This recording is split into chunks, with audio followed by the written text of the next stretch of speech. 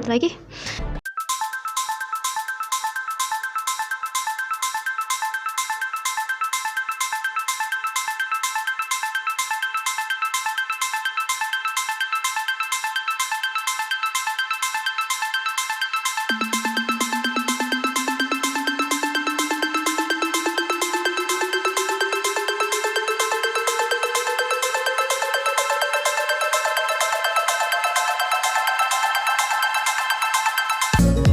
Mau cerita kayak gini, katanya pamer bojo. Tapi mau tahu sifat-sifat orang Mesir kan ya. Pertama, dia itu udah nggak kayak orang Mesir lagi, karena dia udah tinggal di luar Mesir, walaupun sama-sama Arab juga, tapi dia udah punya pemikiran sendiri karena dia itu orangnya jenius banget, pinter banget. Jadi dia itu gini, dari kecil umur 6 tahun itu kalau dia toilet yang dibawanya koran. Jadi dia baca koran politik, apa peristiwa-peristiwa yang terjadi. Dia udah bisa ngomong umur dari 2 tahun, bisa baca itu umur 3 tahun. Pokoknya dia pinter banget. Dia belajar terus, pokoknya semua buku, semua apa yang ada tulisan dia baca. Pagi-pagi yang ditanyanya apa, mana koran hari ini gitu, terus toilet bawa buku kayak gitu. Terus dia juga suka nulis, apa yang ada di otak itu ditulis. Umur 6 tahun gitu udah suka nulis-nulis tentang politik, tentang ekonomi kayak gitu kan. Jadi dia kalau masuk sekolah itu kan dikasih buku baru tuh, itu sehari udah dihabisin sama dia.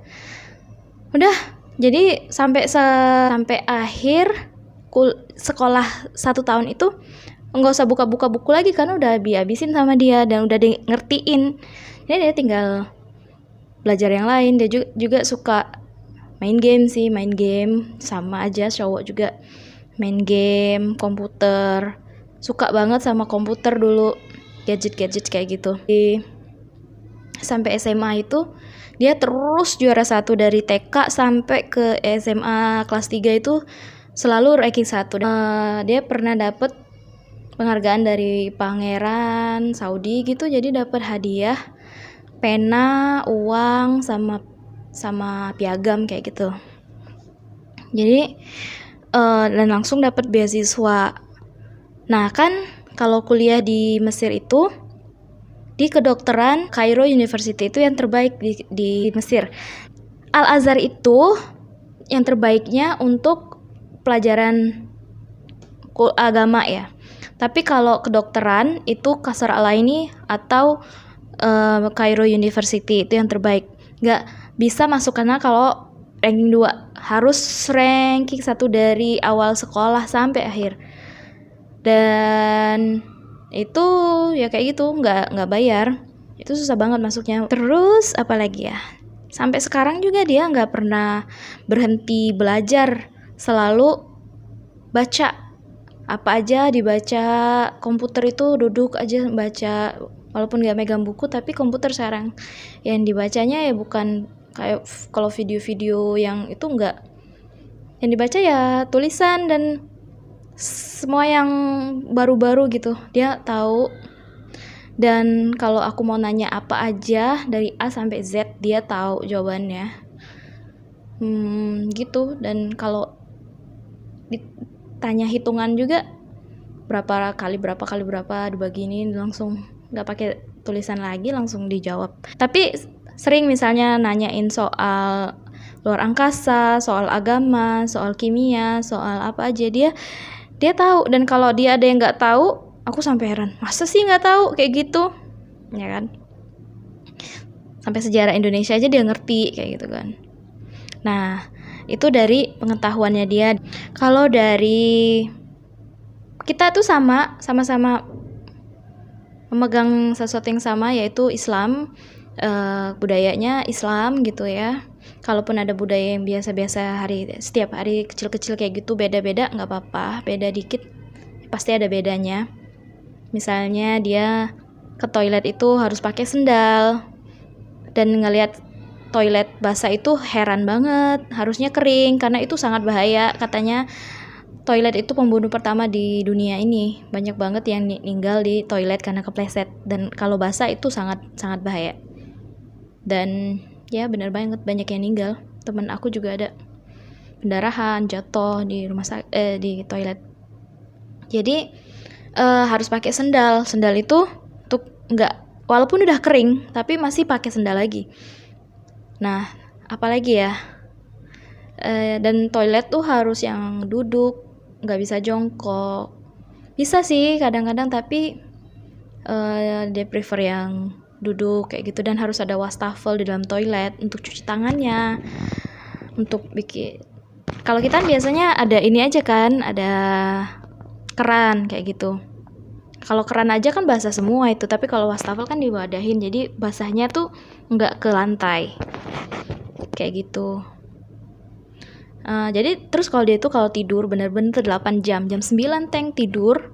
Itu kalau dia nggak kerja yang apa ya, kerja yang shift-shiftan itu, karena dia nggak mau kerja di shift-shift itu karena dia tahu itu bahaya banget buat kesehatan dia. Harus tidur itu harus ada jamnya, dan di malam hari, dan dari 8 jam, jam 9 dan bangun jam 5 Teng gitu. Gimana pun dia pasti jam segitu. Bangun tidur jam 5 langsung bikin kopi. Terus jam 12 bikin kopi lagi, terus jam 5. Nah, jam 5 baru tidur jam 9 kayak gitu. Apalagi ya, dan kalau dia tidurnya itu harus menghadap ke kanan karena sunnah, dan dia nggak bergerak sama sekali sampai pagi. Sedangkan saya udah mungkin sampai keluar kamar, muter-muter kan. Nah, apalagi, kalau pola makannya, wah sehat banget. Dia nggak ngerokok, alergi ngerokok. Jadi dia makannya makanan sehat, yang sayuran tapi sayur salad kayak gitu, buah-buahan, kemudian seafood. Dia nggak suka ikan, nggak suka ayam, suka ikan tapi milih udang karena ikan banyak durinya. Terus salad-salad itu suka banget.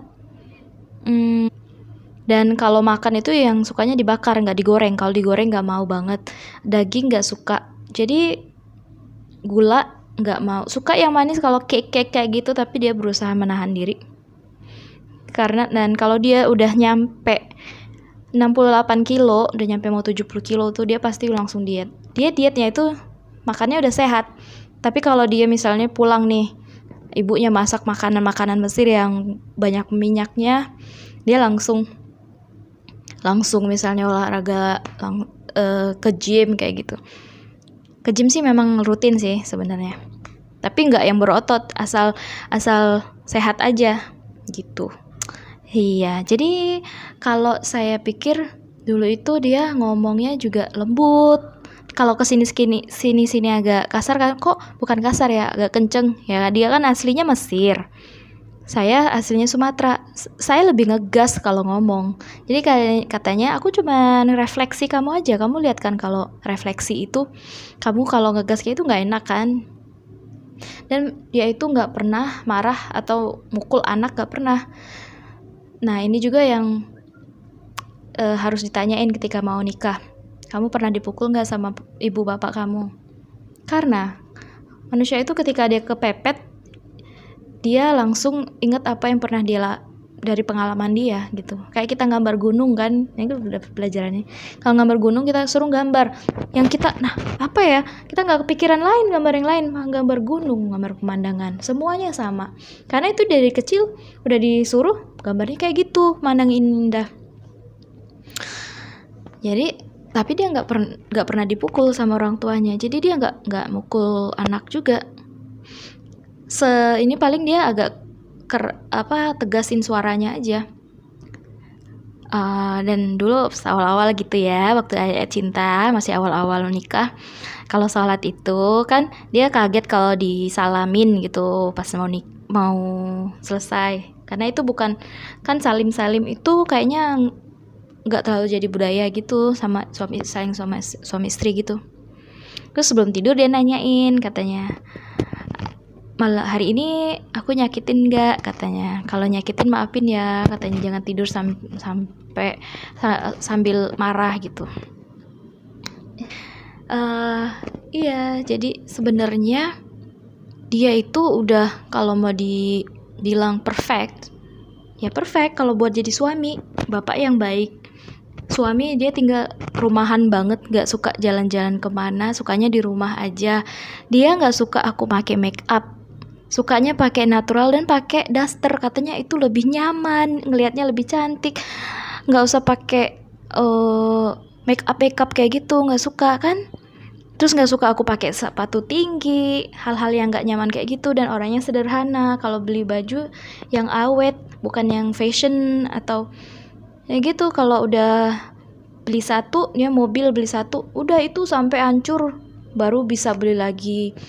Enggak orang yang gayaan gitu ya. Dia punya satu dijaga sampai dia mati. Mobilnya sampai mati nggak bisa nyala lagi, baru dia diganti gitu. Terus nggak ngerokok, dietnya bagus, orangnya pinter, keturunannya baik, dia orangnya setia. Kalau nyuci piring, kalau dia habis makan dia nyuci piring sendiri. Kalau bajunya dia bersihin sendiri, kamarnya dia rapiin sendiri. Dia nggak pernah minta tolong bersihin atau ini, enggak. Toiletnya dia bersihin sendiri. Dan kalau dia mau minta masakin aja dia takut banget. Maksudnya, kamu mau bikin telur nggak? Kalau mau aku nitip satu, katanya kayak gitu. Nggak minta beliin telur, nggak.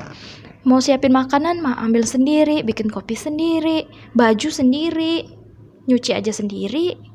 Jadi aku bingung, aku ngapain nih? Nah, ya udah, kamu senang-senang aja, katanya. Nah, bagi dia tugas wanita itu ya buat suaminya senang aja, bukan beresin rumah. Memang sama-sama beresin rumah karena suaminya udah pulang kerja capek mungkin ya kalau istri di rumah. Bikin makanan, dia seneng banget kalau dia pulang udah ada makanan panas. Tapi dia seneng, tapi kalau nggak ada ya udah gitu. Ya udah, kita beli aja di luar, kamu mau makan apa, atau nelpon pas udah mau pulang kamu mau beli apa, itu biasa. Dadah, assalamualaikum warahmatullahi wabarakatuh.